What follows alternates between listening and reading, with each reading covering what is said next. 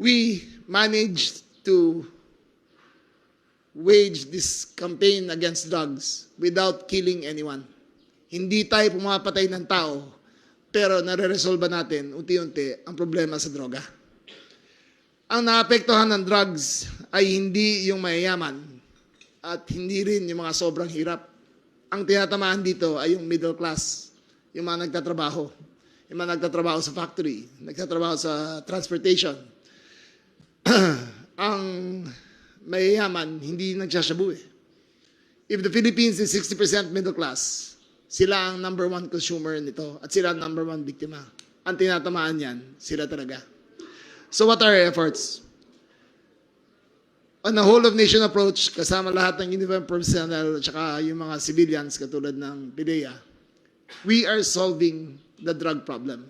It is not solved. Hindi naman siya 100% solved. But we are on our way. This administration is against EJK. We respect human rights.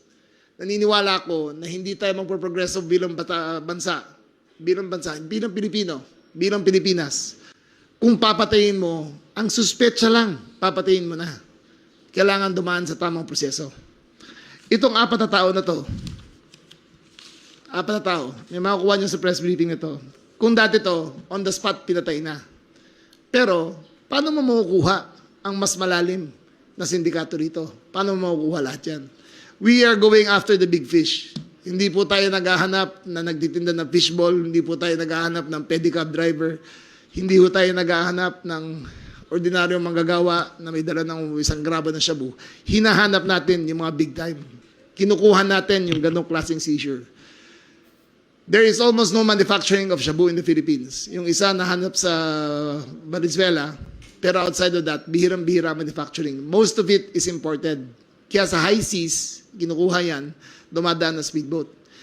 Kung napapansin nyo, lahat ng illegal na nahuhuli namin in this past year and a half, puro mga Chinese nationals. Pupunta sila dito para maghabuhay ng illegal. Hindi po ako galit sa mga Chinese. Hindi po yan. Galit po ako sa mga Chinese nationals na kriminal na pupunta dito at nilalapastangan ng mga Pilipino. Hindi namin sila titigilan.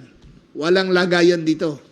Wala silang pwedeng lagyan sa table na to. Confident ako, walang tumatanggap dito. Kaya ganito ang nangyayari. With a cleaner organization and a more determined focus, we are slowly but surely winning the drug.